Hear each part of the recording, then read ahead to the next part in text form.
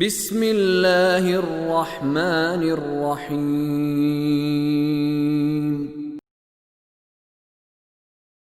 فأقم وجهك للدين حنيفا فطرة الله التي فطر الناس عليها لا تبديل لخلق الله ذلك الدين القيم ولكن أكثر الناس لا يعلمون منيبين إليه واتقوه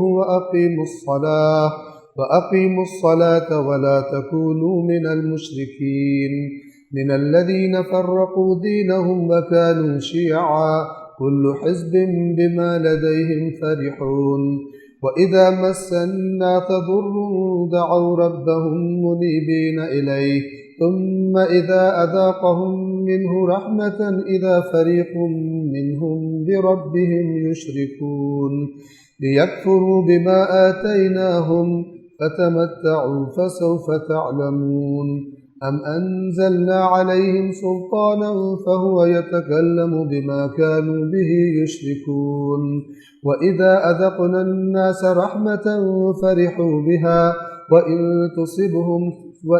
تصبهم سيئة بما قدمت أيديهم إذا هم يقنطون أولم يروا أن الله يبسط الرزق لمن يشاء ويقدر إن في ذلك لآيات لقوم يؤمنون فآت ذا القربى حقه والمسكين وابن السبيل ذلك خير للذين يريدون وجه الله وأولئك هم المفلحون وما آتيتم من ربا ليربو في أموال الناس فلا يربو عند الله وما آتيتم من زكاة تريدون وجه الله فأولئك هم المضعفون. بس فطرت، اللہ فرماتا ہے میں نے ہر انسان کو فطرت پہ خلق کیا ہے، اور اس لیے ہماری روایات میں انسان کے اندر کی آواز کو رسول باطنی کہا گیا ہے. جو اللہ کا نبی آتا ہے وہ ظاہری رسول ہے، ظاہر سے آنے والا.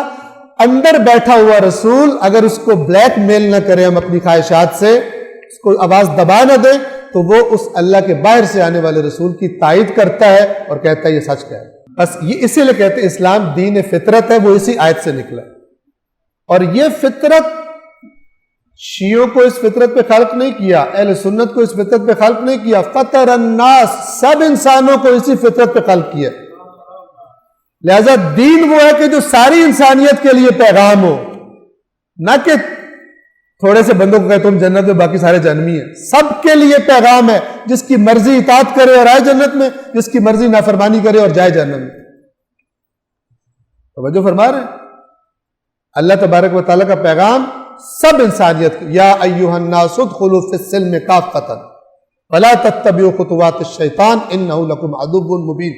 اے انسانوں، سب کے سب اس سلامتی میں داخل ہو جاؤ، شیطان کے نقش قدم پر نہ چلو، وہ تمہارا دشمن پوری انسانیت کے لیے، اور وہ شیطان کا نمائندہ ہماری خواہش نفس ہے. بس اے نبی یکسو ہو کر، یعنی نہ ادھر نہ ادھر، سیدھا بالکل اپنے چہرے کو، اپنی توجہ کو قائم کر لو. ادھر کی آواز ادھر کی آواز آپ کو دین سے ہٹنے نہ دے، اللہ کے پیغام سے.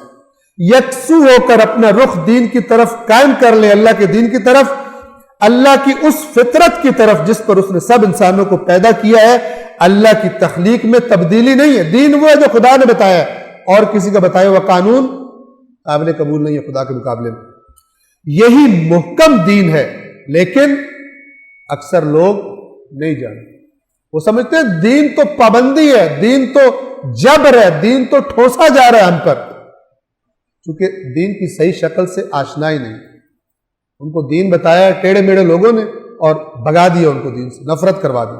اس کی طرف رجوع کرتے ہوئے، یعنی اللہ کی طرف، اور اسی سے ڈرو اور نماز قائم کرو اور مشرکین میں سے نہ ہو جاؤ. اب مشرکین کی ایک صفت بیان کی جا رہی ہے، جنہوں نے اپنے دین میں پھوٹ ڈالی.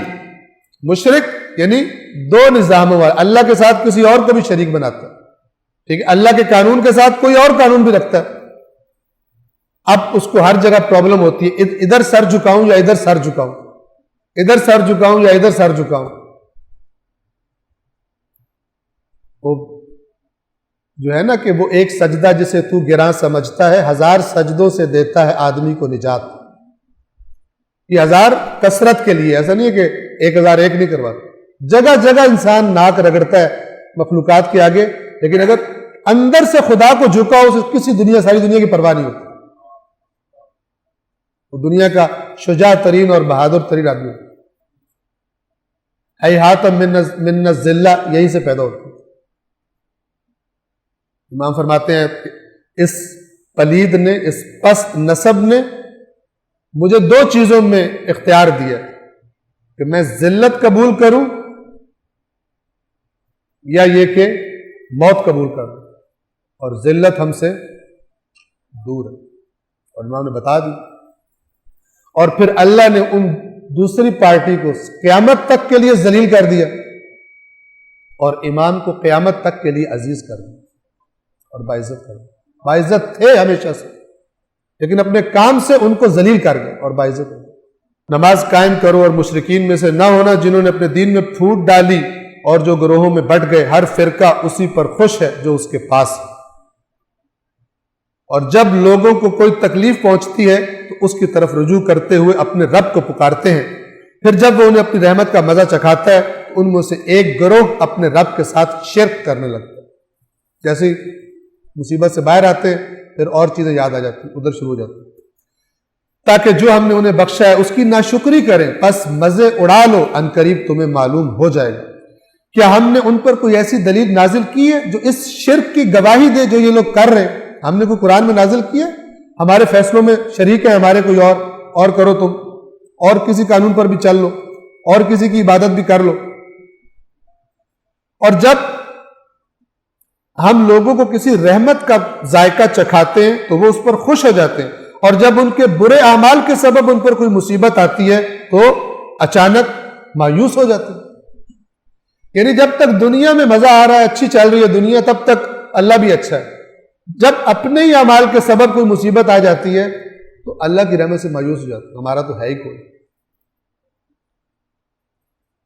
کیا انہوں نے نہیں دیکھا کہ اللہ جس کے لیے چاہتا ہے رزق وسیع کر دیتا ہے اور جس کے لیے چاہتا ہے تنگ کر دیتا ہے؟ مومنین کے لیے یقیناً اس میں نشانیاں ہیں.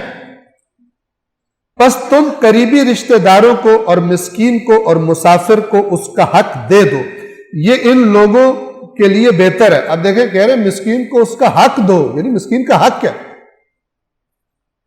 جنتیوں کی جو نشانیاں بتائی ہیں قرآن مجید نے، وہاں پر ایک جگہ یہ فرمایا کہ وَفِي أَمْوَالِهِمْ حَقٌّ مَعْلُومٌ لِلسَّائِلِ وَالْمَحْرُومِ.